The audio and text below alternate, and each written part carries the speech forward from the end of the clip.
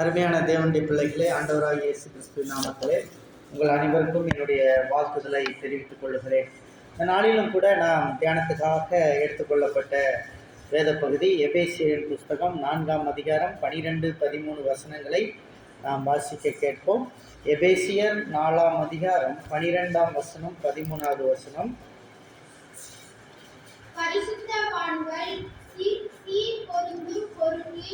பரிசுத்தவான்கள் சீர் பொருந்தும் பொருட்டு சுவிசேஷ ஊழியத்தின் வேலைக்காகவும் கிறிஸ்துவின் சரீரமாகிய சபையானது பக்தி விருத்தி அடைய சிலரை அப்போஸ்தலராகவும் சிலரை தீர்க்கதரிசிகளாகவும் சிலரை சுவிசேஷகர்களாகவும் சிலரை மெய்ப்பர்களாகவும் போதகராகவும் ஏற்படுத்தினார். அருமையான தேவனுடைய பிள்ளைகளை, முக்கியமாக இந்த வசனங்களை நாம் பார்ப்போம். போன வாரத்தில் நம்ம ஆவிக்குரிய வரங்களை குறித்த 9 வரங்களை குறித்து நம்ம பார்த்தோம். ஆனால் ஊழிய வரங்கள் 5 இருக்கிறது. 5 விதமான ஊழியங்கள். இன்றைக்கி நிறைய பேர் எல்லாம் பார்க்குறவங்களெல்லாம் பாஸ்டர்னே சொல்லிக்கிட்டு இருக்கோம். ஆனால் அழைப்பு ஒவ்வொருத்தருக்கும் வித்தியாசம் உண்டு. அழைப்பு எல்லாருக்கும் வித்தியாசம் இருக்குது.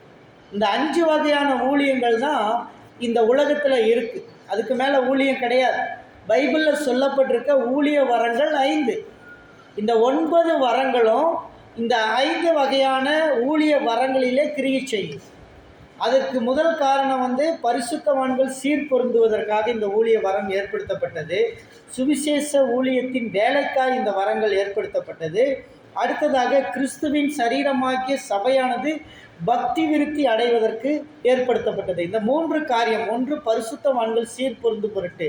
இன்றைக்கு நாம் விசுவாசிகளாய் இருக்கிற நாம் பரிசுத்தவான்களாய் ஆண்டவராகிய இயேசு கிறிஸ்துவை ஏற்றுக்கொண்டு ரட்சிக்கப்பட்டு ஞானஸ்நானம் எடுத்து அவருடைய பிள்ளையாய் மாறி இருக்கிறோம். நாம் சீர்பொருந்தும் பொருட்டாக இவ்விதமான ஊழியக்காரர்களை இந்த உலகத்திலே சபையை மாற்றுவதற்காக அல்லது சபையை ரிஃபார்ம் பண்ணுவதற்காக தேவன் விதமான ஊழியங்களை எல்லாம் வைத்திருக்கிறார். அல்லேலூயா. அடுத்ததாக சுவிசேஷ ஊழியத்திற்காக என்று போடப்பட்டிருக்கிறது. சுவிசேஷ ஊழியம்தான் ஒரு சபையினுடைய முக்கியமான ஒரு கருவி, ஒரு சக்கரம். ஒரு வாகனம் இயக்க வேண்டும் என்று சொன்னால் அந்த வாகனத்தில் சக்கரம் எவ்வளவு முக்கியம். இப்போ மேலே ஒரு ஃபேன் ஓடிட்டுருக்கு. அந்த ஃபேன் சுற்றுறதுக்கு அதில் இருக்கக்கூடிய பேரிங் ரொம்ப முக்கியம். அந்த பேரிங் போயிடுச்சுன்னா அதில் சவுண்டு வரும். அப்புறம் அந்த ஃபேன் யாருக்கும் ஆகாது, அது யூஸ்லெஸ் என்று கூறிவிடுவார்கள். அப்படி சபையினுடைய முக்கியமானது சுவிசேஷ பணி. இந்த சுவிசேஷ பணி தான் ஊழியத்தினுடைய முக்கியமானதாக இருக்கிறது. அடுத்ததாக பார்க்கிறோம், சரீரமாகிய சபை யாரை குறிக்கிறது? விசுவாசிகளை குறிக்கிறது. விசுவாசிகளாகிய நீங்களும் நானும் நம்முடைய சபையிலே பக்தி விருத்தியை ஏற்படுத்தும்படியான edification the body of Christ. Edification the body of Christ என்று சொல்லும் பொழுது பக்தி விருத்தியை ஏற்படுத்தக்கூடியவர்கள். அல்லேலூயா, அல்லேலூயா.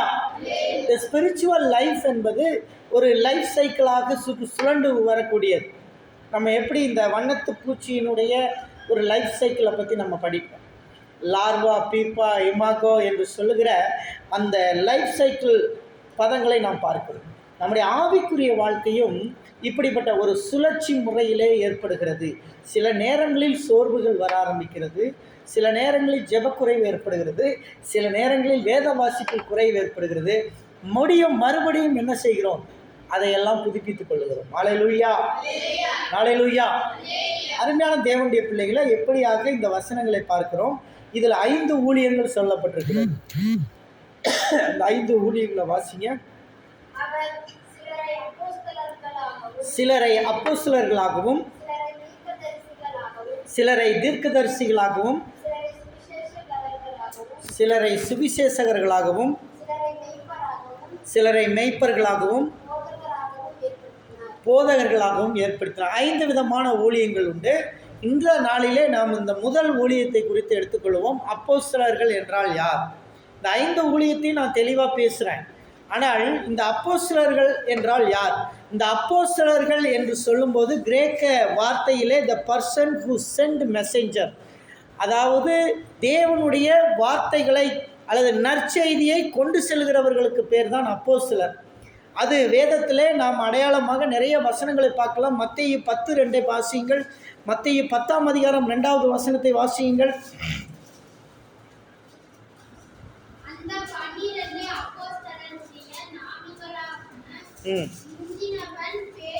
இங்கே பாருங்க, 12 அப்போஸ்தலருடைய பேர்கள் இங்கே இருக்கு. இதை நீங்கள் நோட் பண்ணிக்கோங்க. சிறு பிள்ளைங்க இந்த பேரெல்லாம் எழுதி வச்சு மனப்பாடம் பண்ணிக்கணும். 12 சீடர்கள், 12 சீடர்கள் பேர் என்னன்னா வரிசையாக மனப்பாடம் பண்ணணும். இதை எழுதி வச்சுக்கணும். படிக்க பார்க்கலாம். பேதுரு எனப்பட்ட சீமோன் 1, அவன் சகோதரன் அந்திரேயா, செபதேயுவின் குமாரனான யாக்கோபு 3, யோவான் 4, பிலிப்பு 5, பர்த்தலமேயு 6, தோமா 7, ஆயக்காரனாகிய மத்தேயு, அல்பேயுவின் குமாரனாகிய யாக்கோபு 9, ததேயு என்னும் மறுநாமமுள்ள லெபேயு 10, 11 சீமோன், காட்டி கொடுத்த யூதாசு 12. அல்லேலூயா. இந்த 12 சீடர்களை தான் முதலில் இயேசு கிறிஸ்து தான் அப்போஸ்தலர் என்று அழைக்கிறார். இயேசு கிறிஸ்து தான் அவர்களுக்கு அப்போஸ்தலர் என்று பெயரிடுகிறார். இந்த அப்போஸ்தலர் என்ற பெயரிட்டவர் இயேசு கிறிஸ்து. முக்கியமாக இயேசு கிறிஸ்துவோடு நேரடியாய் தொடர்புள்ளவர்கள் தான் அப்போஸ்தலர்கள். அல்லேலூயா. இயேசு கிறிஸ்துவை 3 ஆண்டுகள் அவரோடு ஊழியம் செய்தவர்கள் அப்போஸ்தலர்கள். இந்த 12 அப்போஸ்தலர்களை 3 வகையாக பிரிக்கலாம். 1, இயேசுவின் காலத்தில் இருந்த அப்போஸ்தலர்கள். 2, இயேசுவின் மரணத்திற்கு பின்பு ஆதி திருச்சபையில் இருந்த அப்போஸ்தலர்கள். 2, 3வது வகை இப்பொழுது உள்ள நவீன காலத்தில் உள்ள அப்போஸ்தலர்கள் என்று. இந்த 3 வகைகளை குறித்து நான் இப்பொழுது உங்களிடத்திலே பல வசனங்களோடு நான் பேச விரும்புகிறேன். ஆனால் இந்த 12 சீடர்களை இயேசு அவர்களை ட்ரெயின் பண்ணி அவங்களை அனுப்பினார். இதே மார்க்கு 4ஆம் அதிகாரம் 10வது வசனத்தை படிங்க. மார்க்கு 4:10.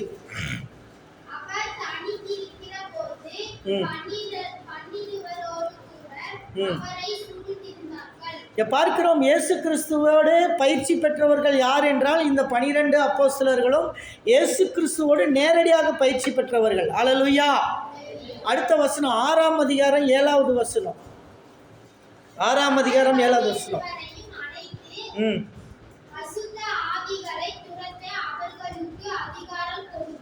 இப்போ அவர்களுக்கு என்ன அதிகாரத்தை கொடுத்தாரு? அசுத்த ஆவிகளை துரத்த. அப்போ அப்போஸ்தலர்கள்னால அசுத்த ஆவிகளை துரத்த முடியும், ஆவிகளை பகுத்தறிய முடியும். இந்த போன வாரம் நான் பேசின அந்த வரங்கள் எல்லாம் இவங்களுக்கு கிரியை பண்ணும். அப்போஸ்தலர்களுக்கு 9 வரமும் கிரியை பண்ணுங்க. அப்போஸ்தலர்களுக்கு இந்த 9 வரமுமே கிரியை பண்ணும். 9 வரங்களும் ஆவிக்குரிய வரங்கள் 9மே இயேசு கிறிஸ்துவுக்கு எப்படி இந்த 9 வரமும் கிரியச்சோ அதே போல் அப்போஸ்தலர்களுக்கு இந்த 9 வரங்கள் ஆவிக்குரிய வரங்கள் 9ம் கிரியை நடக்கும். எப்போ வேணாலும் நடக்கும் அவங்களுக்கு. அவர்களை கொண்டு இந்த 9 வரங்களையும் தேவன் கிரியையாக அற்புதங்களாக கொண்டு செல்வார். 9வது அதிகாரம் 35வது வசனம். மார்க்கு 9:35.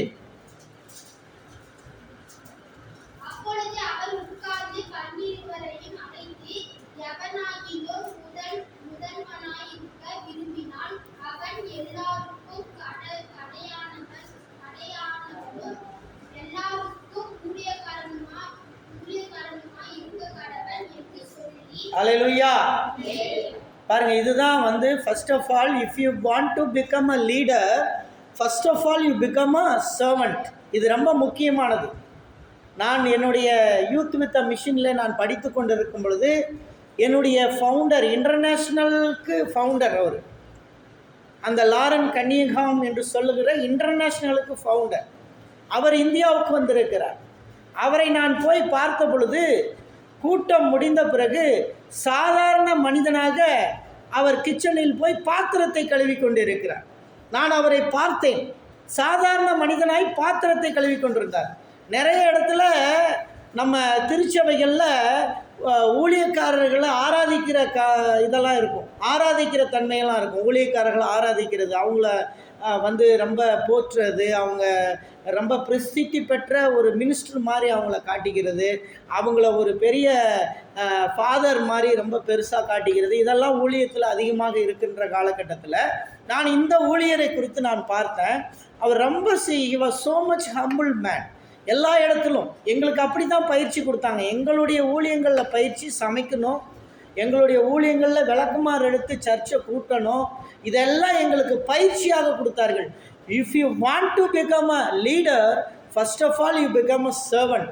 முதல்ல இந்த அப்போஸ்தலர்கள் எப்படி இருப்பார்கள் என்று சொன்னால், அவர்கள் த சர்வன்ட் லீடர்ஷிப் அவங்களுக்குள்ள இருக்கு. Servant leadership. அவங்க எந்த வேலையும் எடுத்து செய்வாங்க. அவங்கள எங்கே கொண்டே விடுங்க, அவங்களால they can manage at any thing. அப்போஸ்தலர்கள் எந்த வேலையும் செய்வார்கள். அவங்க எந்த வேலையை எடுத்தாலும் செய்து பயிற்சி கொடுக்கிறவர்கள். அல்லேலூயா, அல்லேலூயா. இந்த அப்போஸ்தலருடைய ஊழியத்திலும் இதைத்தான் ஆண்டவர் சொன்னார். If you want to become a leader, first of all you become a servant என்று சொன்னார். இன்றைக்கு நம்மள நிறைய பேர் என்ன செய்கிறோம், இந்த சர்வன்ட்ஹுட் லீடர்ஷிப் இல்லை நமக்கு. நம்ம எடுத்தோன்னே என்ன செய்யணும், நம்ம ப்ரீச்சிங் போயிடணும், நம்ம பாஸ்டர் ஆயிடணும், எடுத்த உடனே நம்ம போதகத்துக்கு வந்துடணும் அப்படின்னு நம்ம நினைக்கிறோம். அது மிகவும் முடியாத காரியம். கர்த்தர் ஒருவர் தான் நம்மளை கொண்டு வருகிறவர், நம்மை உயர்த்துகிறவர் ஆண்டவராக இருக்கிறார். அல்லேலூயா, அல்லேலூயா. பெருமை இருக்கிறவனை ஆண்டவர் ஊழியத்திலே வெறுக்கிறார். இந்த கழுதையை குறித்து நான் பேசும் பொழுது நான் சொன்னேன், அந்த கழுதை இயேசு மேலே உட்கார்ந்ததுனால அந்த கழுதைக்கு மரியாதை கிடைச்சிது. அந்த கழுதை போகும்போது இப்போ கார்பெட் விரித்தாங்க, மரக்கிளைகளையெல்லாம் விரித்தாங்க. இந்த கழுதை அதில் எல்லாம் நடந்து போச்சு. அப்போ இந்த கழுதை இயேசுவை மறக்கக்கூடாது. ஏன்னா இந்த கழுதை என்ன நினைக்கணும்னா, இந்த மரியாதையெல்லாம் நமக்கு கிடையாது, இந்த மரியாதை நம் மேலே இருக்கிற இயேசுவுக்கு.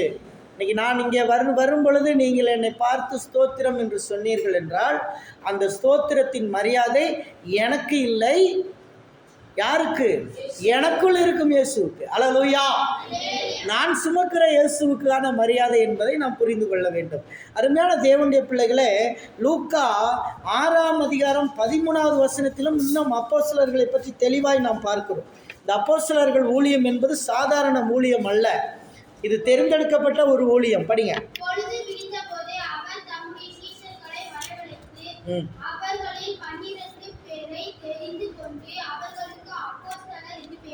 யார் முதல்ல பேரிட்டது? அப்போஸ்தலன்ற பேர் யார் பேரிட்டது? இயேசு கிறிஸ்து பேரிட்டார். 12 பேரையும் வர சொல்லி 12 பேரை தெரிந்தெடுத்து அவர்களுக்கு அப்போஸ்தலர் என்று பேரிட்டார். அடுத்து 9ஆம் அதிகாரம் 1வது வசனம், லூக்கா 9:1.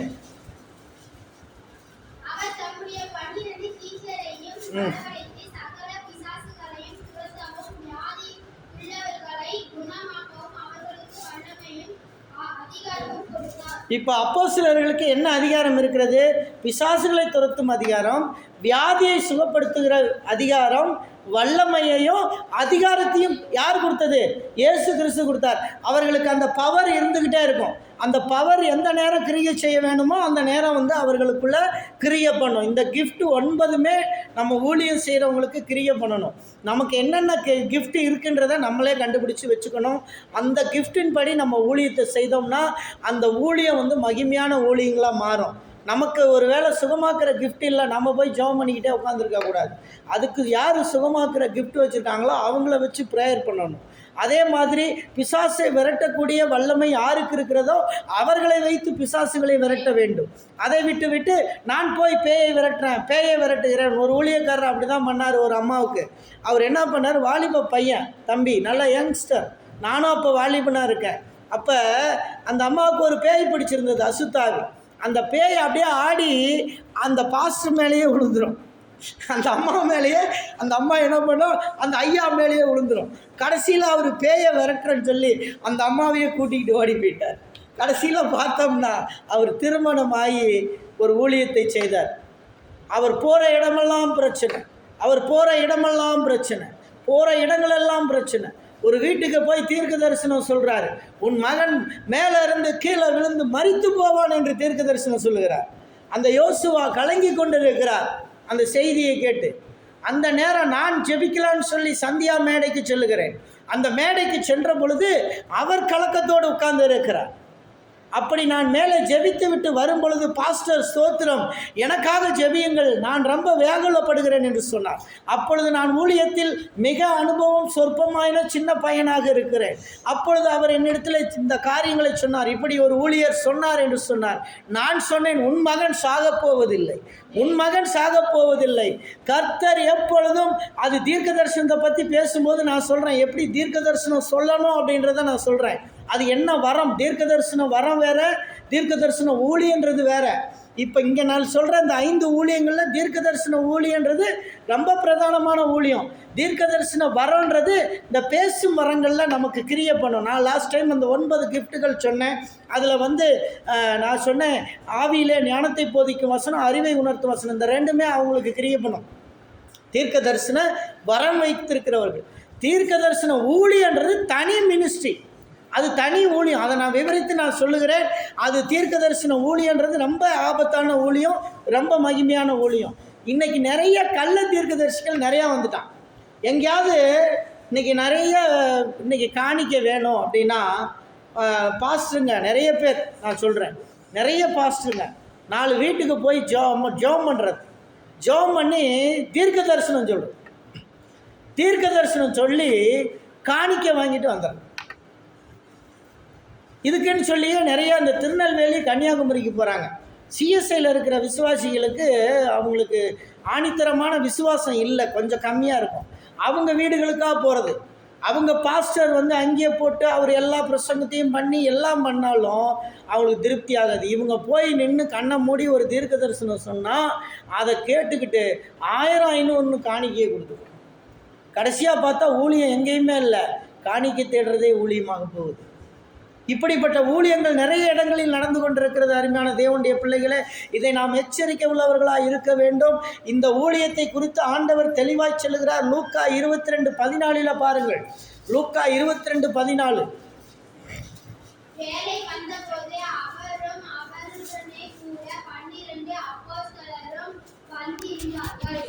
பாருங்க, வேலை வந்த பொழுது அவரும் அவரோட கூட இருந்த 12 அப்போஸ்தலர்களும் பந்தி இருந்தார்கள். அங்கே பார்க்கிறோம், இயேசுவோடு பந்தி இருக்கும் அதிகாரத்தை அப்போஸ்தலர்கள் பெற்றிருந்தார்கள். அல்லேலூயா. இயேசுவோடு அமர்ந்து சாப்பிடும் அதிகாரத்தை அப்போஸ்தலர்கள் பெற்றிருந்தார்கள். அருமையான தேவனுடைய பிள்ளைகளே, அப்போஸ்தலர் 6ஆம் அதிகாரம் 2வது வசனத்தை வாசியுங்கள். அப்போஸ்தலரின் புத்தகம் 6ஆம் அதிகாரம் 2வது வசனத்தை வாசியுங்கள்.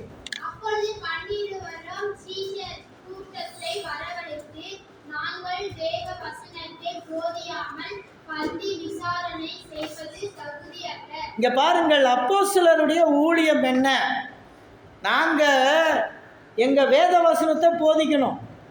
அதை விட்டுட்டு நாங்கள் பந்தியை விசாரிச்சுட்டு இருக்கிறது நல்லதில்லை. எங்களுக்கு நாங்கள் பந்தியை விசாரிக்கிறதுக்குன்னு சிலரை ஏற்படுத்துகிறோன்னு சொல்லி ஜெபித்து ஏற்படுத்துகிறத அங்கே பார்க்குறோம்.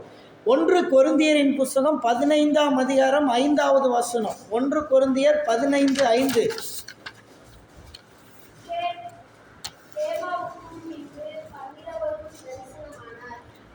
ஆண்டவர் யார் யாருக்கு தரிசனமானார்? பின்பு 12 பேருக்கும் தரிசனமானார். இந்த வசனத்தை நீங்கள் நோட் பண்ணிக்கோங்க. எதுக்காக நான் சொல்கிறேன்னா, அப்போஸ்தலர்களுடைய தகுதி என்ன அப்படின்றத நான் பின்னாடி கொண்டு வருவேன். அப்போ நீங்கள் இந்த வசனத்தை அதோடு ஒப்பிட்டுக்கணும். 12 அப்போஸ்தலர்களுக்கும் ஆண்டவர் தரிசனமாகி இருக்கிறார். முக்கியமாக இது 2வது கட்டமான அப்போஸ்தலரை குறிப்பிடுகிறது. முதல் கட்டம் இயேசுவோடே வாழ்ந்த அப்போஸ்தலர்கள். 2வது கட்டம் இயேசுவின் மரணத்துக்கு பிறகு 12 அப்போஸ்தலர்களுக்கும் அவர் தரிசனமாயிருக்கார். அல்லேலூயா, அல்லேலூயா. இப்போ நம்ம இந்த அப்போஸ்தலர்களுடைய குவாலிட்டிஸ் என்ன, அவர்களுக்கு இருக்கிற ஒரு 5 குவாலிட்டியை வேதம் சொல்லுது. அப்போஸ்தலர்களுக்கு என்று 5 விதமான தரம் உள்ளது. இந்த 5 தரங்களை இன்னைக்கு அதை நம்ம விசுவாசிகளுக்கு எடுத்துக்கலாம். அப்போஸ்தலருக்கு இந்த 5 தரங்கள் இருக்கிறதா அப்படின்றத நம்ம பார்த்துக்கலாம். 1, he was a born servant of Jesus. இயேசுவால் கட்டப்பட்ட ஒரு ஊழியனாக. அல்லேலூயா. Is a bond servant. இயேசுவால் கட்டப்பட்ட ஊழியன், இயேசுவால் கட்டப்பட்டவன். வெளிப்படுத்தின விசேஷம் 1ஆம் அதிகாரம் 1வது வசனத்தை வாசியுங்கள். வெளிப்படுத்தின விசேஷம் 1ஆம் அதிகாரம் 1வது வசனம்.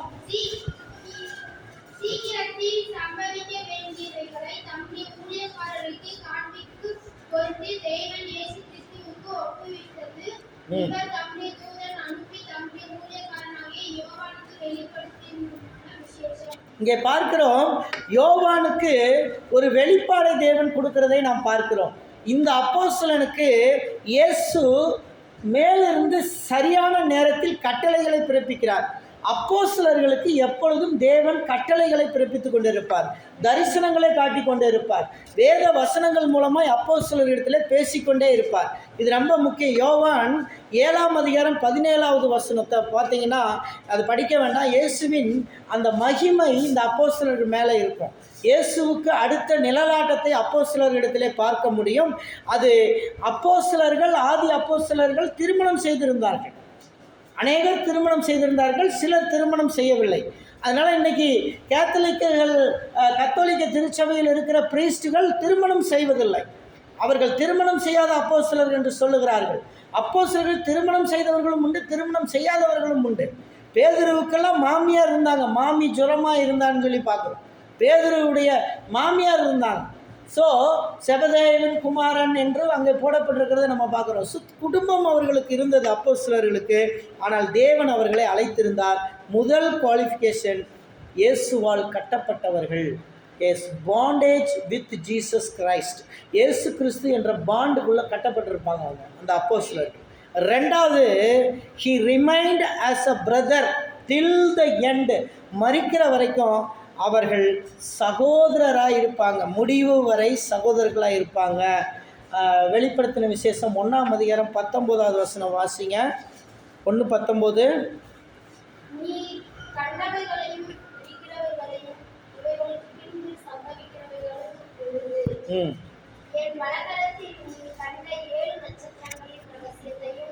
அடுத்து வாங்க, மத்தேயு 23:8-11.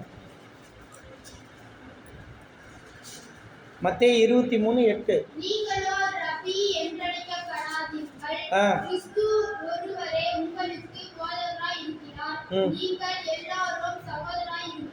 இன்னைக்கு எல்லாருமே பாஸ்டர்னு கூப்பிட்டு இருக்கோம். ஆனால் ரபின்னு கூப்பிடாதீங்கன்னு நாங்கள் சொல்லியிருக்காரு. ரபின்னு கூப்பிடாதீங்க, பாஸ்டர் என்று கூப்பிடாதீங்க. அடுத்து,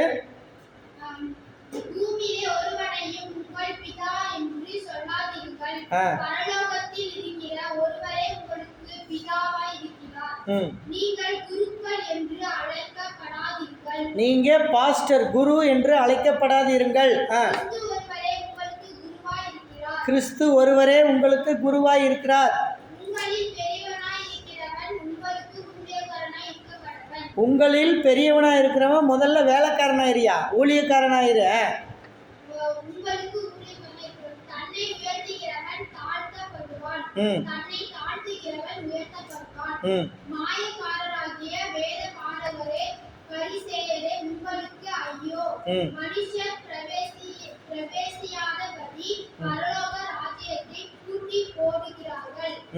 நீங்கள் அதில் பிரவேசிக்கிறதும் இல்லை, பிரவேசிக்க போகிறவர்களை பிரவேசிக்க விடுகிறதும் இல்லை. மாயக்காரராகிய வேதபாரகரே, பரிசேயரே, உங்களுக்கு ஐயோ! பார்வைக்காக நீண்ட ஜெபம் பண்ணி விதவைகளின் வீடுகளை பட்சித்து போடுகிறீர்கள். பாருங்க, இதெல்லாம் நம்ம ஊழியத்தில் ரொம்ப கேர்ஃபுல்லாக இருக்க வேண்டிய விஷயம். இப்படி தான் ஊழியக்காரர்கள் நடந்து கொண்டிருக்கிறார்கள். அதெல்லாம் நம்ம விட்டு வெளியே வரணும். படிங்க.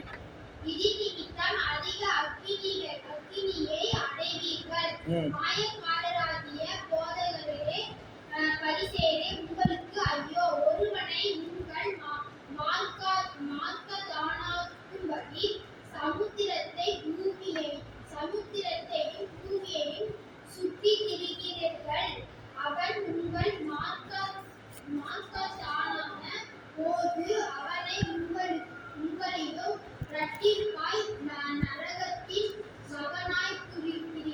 போதும். இப்போ பாருங்க, நம்ம இந்த அப்போஸ்தலர்கள் கடைசி வரை they are still as a brothers தான். அவங்க வந்து நாங்கள் தான் அப்போஸ்தலர், நாங்கள் தான் சபைக்கு தலைவர், நாங்கள் தான் பிஷப்பு, நாங்கள் தான் வந்து ஆளினால், இப்படிலாம் வந்து அங்கே கிடையாது. அங்கே கிடையாது. பரலோகத்தில் அப்படிலாம் கூப்பிடக்கூடாதுன்னு சொல்லுது. பாஸ்டர்னே கூப்பிடக்கூடாதுன்னு சொல்லுது. பிரதர்ன்னு தான் கூப்பிடணும்னு சொல்லுது. அதே மாதிரி அவர்களை வந்து நம்ம பிரதர் என்று தான் அழைக்க வேண்டும் என்று சொல்லுகிறது. இதில் பார்த்தீங்கன்னா அப்போஸ்தலர்களுடைய 3 குவாலிட்டியை பற்றி இப்போ நம்ம பார்த்துருக்கோம். 1, அவங்க இயேசுவால் கட்டப்பட்டவர்கள். 2, அவர்கள் முடிவு பரியந்தம் சகோதரர்கள். 3, அவர்கள் ஆவியில் நிரம்பினவர்கள். யோவான் 1:9 சொல்கிற, நான் கர்த்தருடைய நாளிலே ஆவிக்குள்ளானேன். I was filled with the Holy Spirit in the day of the Lord. கர்த்தருடைய நாளிலே ஆவிக்குள்ளானேன். இது ரொம்ப முக்கியம். அப்போஸ்தலர்கள் மேலே தேவனுடைய ஆவி இருக்கும். அப்போஸ்தலர்கள் மேலே தேவனுடைய ஆவி இருக்கும். ரொம்ப எச்சரிக்கை உள்ளவர்களாக இருக்கணும். வெளிப்படுத்தின விசேஷம் 1, 9, 10 வசனங்களை வாசித்து பாருங்க. உங்கள் சகோதரரும் இயேசு கிறிஸ்துவின் வருகிற உபத்திரவத்திற்கும் அவருடைய ராஜ்யத்திற்கும் அவருடைய பொறுமைக்கும் உங்களுடன் பங்களாகுமாய் இருக்கிற யோவானாகிய நான் தேவ வசனத்தின் நிமித்தமும் இயேசு கிறிஸ்துவை பற்றிய சாட்சியின் நிமித்தமும் பத்மு என்னும் தீவிலே இருந்து கர்த்தருடைய நாளிலே ஆவிக்குள்ளானேன். அல்லேலூயா. இந்த ஆவிக்குள்ளாகிறதுக்குன்னு கர்த்தருக்குன்னு ஒரு நாள் வச்சிருக்காரு. கர்த்தருடைய நாள், the time of the Lord. இன்னைக்கு எல்லா ஊழியக்காரர்களும் தெரிந்து கொள்ள வேண்டிய விஷயம், எல்லா விசுவாசிகளும் தெரிந்து கொள்ளக்கூடிய விஷயம், கர்த்தருடைய நாளுக்காக காத்திருக்கணும். அல்லேலூயா. கர்த்தர் ஒரு நாள் வைத்திருப்பார். அந்த நாளில் தான் நமக்கு பிளெஸ்ஸிங்கை கொடுப்பார். அந்த நாளில் தான் பரிசுத்த ஆவியை அனுப்புவார். ஆவிக்குள்ளாக எப்போதும் அப்போஸ்தலர்கள் நிரம்பி இருக்க வேண்டும். 4வது காரியம், தாழ்மையுள்ள சகோதரர்களாக இருக்க வேண்டும். 1:17 படிங்க. ரெவலேஷன் 1:17.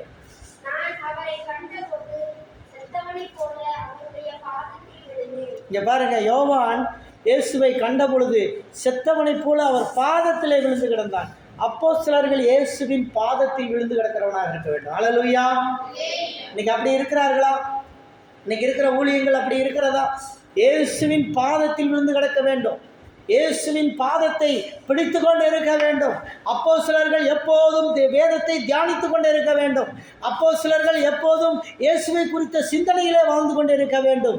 அப்படிப்பட்ட ஒரு சூழ்நிலையில் இருக்க வேண்டும். இன்றைக்கி ஒரு பெரிய ஊழியக்காரர், நான் வரும்போது அவருடைய இதை பார்த்துட்டே வந்தேன் ஆன்லைனில். அப்போ பார்க்கும்போது அவர் ஒரு வார்த்தை சொல்கிறாரு, எனக்கு போட்டி யாரும் இல்லை. ஊழியக்காரர் சொல்கிறார், எனக்கு போட்டி யாரும் இல்லை, விஜயும் அஜித்தும் தான் எனக்கு போட்டி. விஜயும் அஜித்தும் தான் எனக்கு போட்டி. பிரபல பாடகர் அவர். பாடினா அப்படியே எல்லாம் டான்ஸ் ஆடி குதிப்பாங்க. அப்படிப்பட்ட பாடகர் சொல்கிறாரு, விஜயும் அஜித்தும் தான் எனக்கு போட்டி. ஆனால் அஜித்தும் விஜயும் சொல்லலை நீ எனக்கு போட்டின்னு சொல்ல, அவன் ஊழியத்தை பற்றியே பேச மாட்டான். அல்லேலூயா. அவனே யாருக்கும் போட்டி இல்லைன்னு சொல்லக்கூடியவர்கள். யார் ஸ்பிரிச்சுவல் மேன்? அதுக்கு இவர்களை கம்பேர் பண்ணும்போது விஜய் அஜித்தை ஸ்பிரிச்சுவல் மேன்னு சொல்லிட்டு போயிடலாம். அந்த அளவுக்கு மோசமான தரம் குறைந்த வார்த்தைகளிலே பேசுகிறவர்கள் இவர்கள். அப்போஸ்தலர் ஊழியம் அல்ல. இவர்கள் ஊழியங்கள் வித்தியாசங்கள் இருக்கிறது. இதையெல்லாம் நாம் பார்க்கும்பொழுது பார்த்தீங்கன்னா எப்பையும் ஒரு ஊழியக்காரனுக்குள்ள தாழ்மை இருக்கும். தாழ்மை இருக்கும்.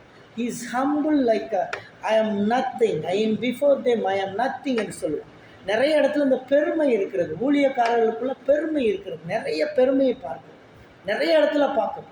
நிறையா எந்த மாநிலங்களுக்கு போனால் கூட அந்த ஊழியக்காரர்கள் என்ற ஒரு பெருமை இருக்கிறத நான் பார்க்குறேன். அந்த பெருமை இருக்கிறவங்க பரலோகத்துக்குள்ளே இருக்க மாட்டாங்க. அல்லேலூயா. அல்லேலூயா. அடுத்த 5வது குவாலிட்டி பார்த்தீங்கன்னா, அந்த ஊழியக்காரர்கள் உபத்திரவத்தை கடந்து வருகிறவர்களாக இருப்பார்கள். உபத்திரவத்திலே ஊழியம் செய்கிறவர்களாக இருப்பார்கள். ஜாலியாக பஞ்சு மெத்தையில் ஊழியம் செய்கிறவன் அப்போஸ்தலன் கிடையாது. பஞ்சு மெத்தையில் படுத்துக்கிட்டு ஊழியம் பண்ணுறவன் அப்போஸ்தலனே கிடையாது. அப்போஸ்தலனுடைய பாடுகள் எப்படி இருக்கும் தெரியுமா? அவன் ஆரம்ப ஊழியத்திலிருந்து கஷ்டப்பட்டு மேலே வந்தவனாக இருப்பான். அல்லேலூயா. அல்லேலூயா. அவன் ஒரு நேரம் சாப்பாட்டுக்கு கஷ்டப்பட்டவனாக இருப்பான். அவன் ஒரு நேரம் உணவுக்கு கஷ்டப்பட்டவனாக இருப்பான்.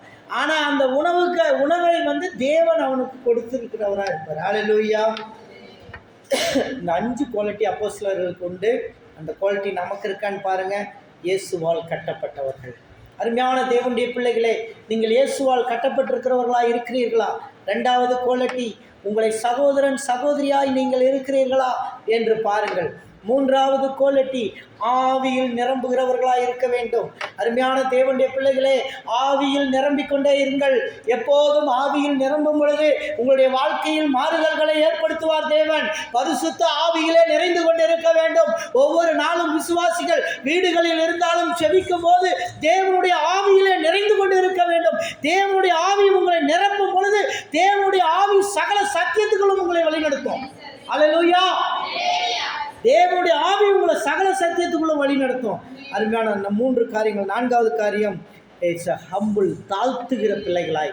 விசுவாச பிள்ளைகள் நம்மை தாழ்த்துகிற பிள்ளைகளாய், நம்ம தாழ்த்தி, we are nothing in before you Jesus, நான் ஒன்றும் இல்லாதவன் என்று சொல்லி இயேசுவுக்கு முன்பாய் நம்மை தாழ்த்துவோம் என்று சொன்னால் தன்னைத்தான் தாழ்த்துகிறவனோ உயர்த்தப்படுவான் என்று வேதவசனம் சொல்லுகிறது. அருமையான தேவனுடைய பிள்ளைகளே, அப்படியாய் தேவன் இந்த 4வது குவாலிட்டியின் மூலமாய் நம்மை தாழ்த்தி கொள்வோம். 5வதாக, உபத்திரவங்கள் உங்களை தேடி வரும், கஷ்டங்கள் உங்களை தேடி வரும், வியாதிகள் உங்களை தேடி வரும், போராட்டங்கள் உங்களை தேடி வரும், பிரச்சனைகள் உங்களை தேடி வரும். உபத்திரவத்தை கடந்து வரந்தே ஆக வேண்டும். தேவனுடைய பிள்ளைகள் உபத்திரவங்களை கடந்து வர வேண்டும். கர்த்தர் சில நேரங்களில் உபத்திரவத்தை தருவார். நம்ம நினைக்கிறோம் இயேசுவை ஏற்றுக்கிட்டா நம்ம நிறைய இடத்துல போய் ஊழியம் பண்ணும்போது நம்ம சொல்லுவோம், இயேசுவை ஏற்றுக்குங்க எல்லாம் சரியாக போயிடும், இயேசுவை ஏற்றுக்குங்க எல்லாம் வியாதிக்குது எல்லாம் நல்லாயிடும். அது கடைசியில் இயேசுவை ஏற்றுக்கிட்டதுக்கு பிற்பாடு அவனுக்கு அதிகமாக வரும். அவன் சொல்லுவான், இயேசுவை ஏற்றுக்கிட்டதுக்கு பிற்பாடு எனக்கு எந்த பிரச்சனையும் சரியாகலைன்னுவான். ஆனால் இயேசுவை ஏற்றுக்கொள்வதற்கு முன்னாடி வர்ற பிரச்சனையெல்லாம் நம்மளை நரகத்துக்கு கொண்டு போகும். இயேசுவை ஏற்றுக்கொண்டதுக்கு பிறகு நம்ம சந்திக்கிற பிரச்சனை நம்மளை பரலோகத்துக்கு கொண்டு போயிடும். ஹல்லேலூயா. பிரச்சனைகளில் வித்தியாசம் உண்டு. பிரச்சனைகளில் வித்தியாசம் உண்டு. இயேசுவை ஏற்றுக்கொண்ட பிறகு விசுவாச தேவனுடைய பிள்ளைகளே, உங்களுக்கு வரும் பிரச்சனைகளை தேவன் கண்ணோக்குகிறார். உங்களை பரலோகத்திற்கு கூட்டி செல்வதற்கான பிரச்சனையாக அது மாறுகிறது. ஹல்லேலூயா. ஹல்லேலூயா. அடுத்ததாக கடைசியாக நாம் பார்க்க போகிறோம். ஒரு சில மணித்துளிகளில் நான் செய்தியை முடித்துக் கொள்கிறேன். கடைசியாக நாம் பார்க்க போவது தற்போதைய அப்போஸ்தலர்கள் யார்? தற்போதைய அப்போஸ்தலர்கள் என்றால் அவர்கள் தேவனை விசேஷமாய் தரிசித்து அழைப்பு பெற்றவர்கள்.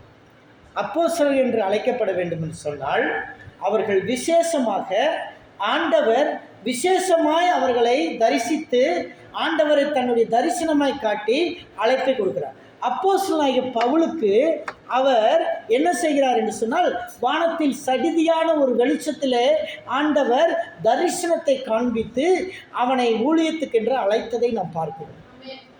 நீர் யார் என்று கேட்க பொழுது, சவுலே சவுலே நீ துன்பப்படுத்துகிற இயேசு நானே. அல்லேலூயா. அவர் தெளிவாக சொல்கிறார், அவன் அந்த வெளிச்சத்தில் தரிசனத்தில் யார் என்று தெரியவில்லை. நீர் யார் என்று கேட்கிறான். நீ யார் என்று கேட்ட பொழுது, நீ துன்பப்படுத்துகிற இயேசு நானே. அல்லேலூயா. இதுதான் அப்போஸ்தலருக்கான ஊழியம். சகோதரர் நம்ம டிஜிஎஸ் ஐயா அவர்களுக்கு பயங்கர கொடிய வியாதியாக இருக்கும் பொழுது அவருடைய அறையிலே இயேசு தரிசனமாகினார். இயேசு தரிசனமாகி ஐயா அவர்களை தொட்டு சுகப்படுத்தினார். அவருடைய ஸ்கின் டிசீஸ் மாறுச்சு. அதுக்கப்புறம் தான் அவர் பெரிய அப்போஸ்தலனாக, பெரிய ஊழியத்தின் நிறுவனராக, ஜீசஸ் கால்ஸுடைய நிறுவனராய் மாறி போனார். ஹல்லேலூயா. இது நவீன அப்போஸ்தலர்களுடைய அழைப்பு. இயேசுவை விசேஷமாய் தரிசித்தவர்கள். அப்போஸ்தலர் 22:8 அதிகாரம். இயேசுவை விசேஷமாய் தரிசித்தவர்களே. இந்த வசனத்தை நீங்கள் வாசிக்க வேண்டாம், நான் சொல்லிட்டேன் அந்த சம்பவம். யாருது? அப்போஸ்தலனாகிய பவுலுடையது. அடுத்ததாக சபை நிறுவுகிறவர்களாகவும் சபையை கட்டுகிறவர்களாகவும் இருப்பார்கள். மத்தேயு 16:18 வாசி. மத்தேயு 16:18. சபை நிறுவுகிறவர்களாகவும் சபையை கட்டுகிறவர்களாகவும் இருப்பார்கள். மேலும் நான் உனக்கு சொல்லுகிறேன், நீ பேதுருவாய் இருக்கிறாய். இந்த கல்லின் மேல் என் சபையை கட்டுவேன். அருமையான தேவனுடைய பிள்ளைகளே, ஆண்டவர் சபையை கட்டுகிறவராய் இருக்கிறார். பேதுருவை வச்சு சபை கட்டினார், பவுலை வச்சு சபை கட்டினார். இப்போ அப்போஸ்தலர்கள் என்பவர்கள் சபையை கட்டுவார்கள், சபையை நிறுவுவார்கள், சபையை சர்ச் பிளான்டிங் மினிஸ்ட்ரியை செய்வாங்க. இது அப்போஸ்தல ஊழியம் இருக்கிறவர்கள் செய்யக்கூடியது சபை நிறுவுதல் ஊழியம். 3வது காரியம், பல ஊழியங்களுக்கு நிறுவனராக இருப்பார்கள் அல்லது பல ஊழியத்தை அவர்கள் பொறுப்பெடுத்து செய்வார்கள். மத்தேயு 20, 26, 28. மத்தேயு 20ஆம் அதிகாரம் 26, 28. உங்களுக்குள்ளே அப்படி இருக்கலாகாது. உங்களில் எவனாகிலும் பெரியவனாய் இருக்க விரும்பினால் அவன் உங்களுக்கு பணிவிடைக்காரனாய் இருக்க கடவன். எவனாகிலும் பெரியவனாய் இருக்க கடவன், அவன் பணிவிடைக்காரனாய் இருப்பான். உங்களில் எவனாகிலும் முதன்மையானவனாய் இருக்க விரும்பினால் அவன் உங்களுக்கு ஊழியக்காரனாய் இருக்க கடவன். அப்படியே மனுஷகுமாரனும் ஊழியம் கொள்ளும்படி வராமல் ஊழியம் செய்யவும் அநேகரின் மனுஷகுமாரனே எதுக்கு வந்திருக்காரு? ஊழியம் கொள்றதுக்காக வரல, ஊழியம் செய்யறதுக்காக வந்தார். ஹல்லேலூயா. இன்னைக்கு நம்மளும் ஊழியம் செய்யறதுக்காக தான் இந்த உலகத்துக்கு வந்திருக்கிறோம். அப்படிப்பட்ட அழைப்பு தான் நமக்கு கிடைச்சிருக்கு. அடுத்ததாக இந்த நவீன ஊழியக்காரர்கள் எப்படி இருக்க வேண்டும் என்று சொன்னால் 1 தீமோத்தேயு 3ஆம் அதிகாரம் 2வது வசனம் சொல்லப்பட்டிருக்கிறது. நீங்கள் வாசிங்க. 1 தீமோத்தேயு 3ஆம் அதிகாரம் 2வது வசனம்.